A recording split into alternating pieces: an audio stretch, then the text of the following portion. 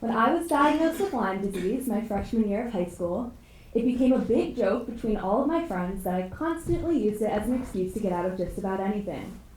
No matter what the thing was, skip tennis practice, trip to the nurse that happened to be in the middle of geometry class, or jittering so hard I would literally shake the school table, someone would always chime in, "Oh, let me guess, it's because of your Lyme disease." And, honestly, their skepticism about my ailment wasn't uncalled for. I looked completely fine. I smiled and laughed and made good grades. I came to parties and went to fun places with friends on the weekends. I wasn't abnormally pale or thin, but that was just the thing that made Lyme so hard for me. No one could see it and therefore believed it didn't exist as anything more than a temporary and forgettable ailment I just happened to mention at convenient moments. No one saw me come home from school and sleep for 6 hours, only to wake up with a distinct confusion that blanketed my conscience, keeping me up until 3 or 4 in the morning, or knew my body was so exhausted on the weekends I couldn't walk. No one knew I couldn't remember the clothes I had worn yesterday, or the name of a person who had introduced themselves to me seconds ago, or saw the confused faces of cashiers and waitresses as I stared at them with vacant, glassy eyes, trying to remember where I was. No one saw me go to 4 doctor's appointments every week, or swallow 15 pills morning and 15 at night. Lyme disease affected me in a very unique way, and it often seemed as though not a person in the world understood the way I felt. The way my spine and skull ached and my eyes stung so badly that everything always looked blurry and a little crooked. The way I felt turning in a blank quiz because I could not recall a single fact on it despite hours of studying. My nervous and immune system were so overwhelmed with some of the tens of viral and bacterial infections that are now being linked to ticks that to cope with the stress, my body used a ton of adrenaline, sending me into full fight or fight mode all day long. Imagine drinking 6 Red Bulls and then having to sit through a 2-hour physics class. That's how I felt all the time. Now, Lyme disease is pretty common in the Northeast, so you may be confused as to why, after 4 years of illness, I am still sick. I too wonder that sometimes. Though many are cured by a few weeks or months of antibiotics, there's quite a large margin of people who are not. I'm one of those people.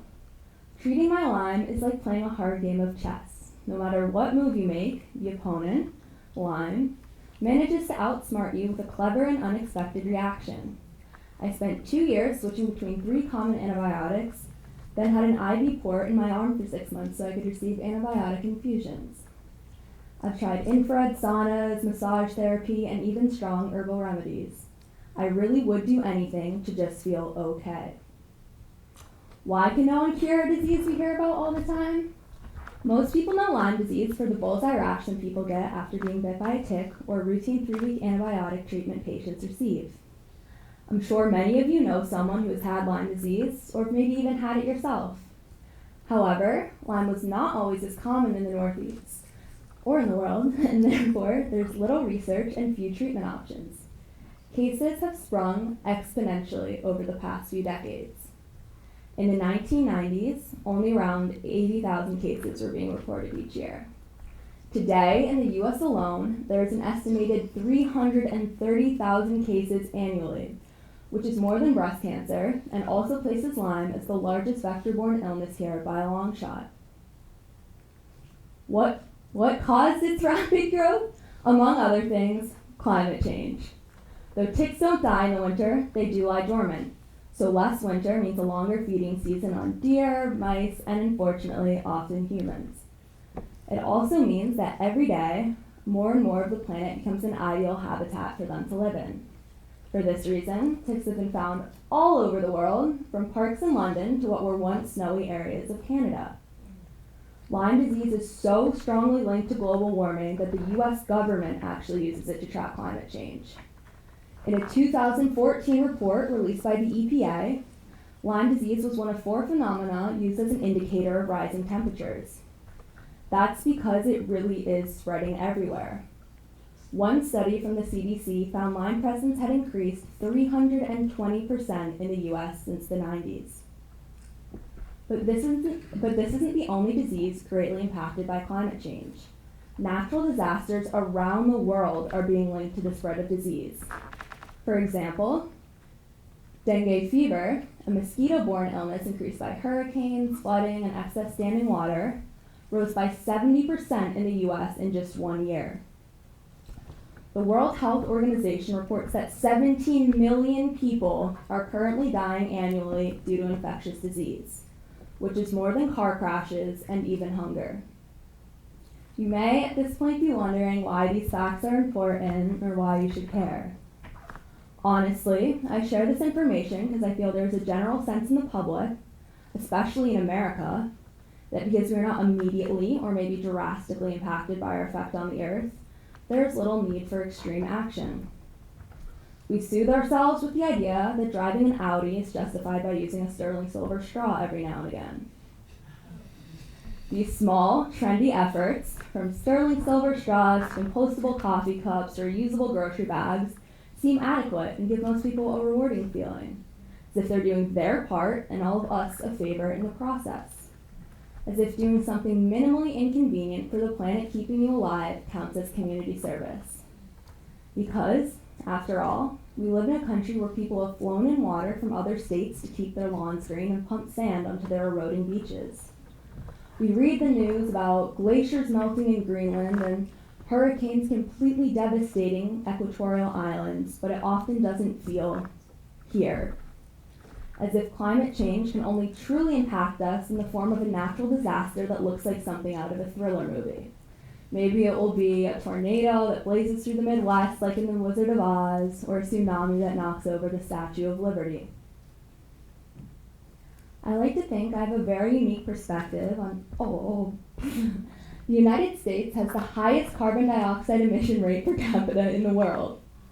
This means that on an individual level, people in America emit more carbon than people in any other country. Mainly, the emissions come from things like burning tons of fossil fuels for heat and electricity, driving to places just a mile away, consuming too much beef, and buying too many clothes and products. In light of the staggering numbers we've produced here, the IPCC released a report in fall of 2018 explaining the difference between 1.5 and 2 degrees Celsius warming. The report essentially stated that if we did not take immediate measures as a global society to reduce carbon emissions to almost zero by the year 2050, irreversible damage would be caused to the planet. Land droughts would double, slowing corn and wheat harvests. 129 million Americans living in coastal regions would likely lose their homes. 98% of coral reefs would be bleached forever. People all over America read dramatic headlines about how urgent this issue is. So why, despite all the hard facts and media buzz, have we not entered an era of extreme reform? I like to think I have a very unique perspective on how America views global warming because I've seen it from both sides. As just an average citizen who understood the problem but never really experienced its reality enough to be genuinely concerned, and as someone whose life is forever changed because of it. I will never not suffer the effects of my disease, the effects of our impact on the earth. And if I were born just a few decades earlier, the chances of me contracting it would be slim to none.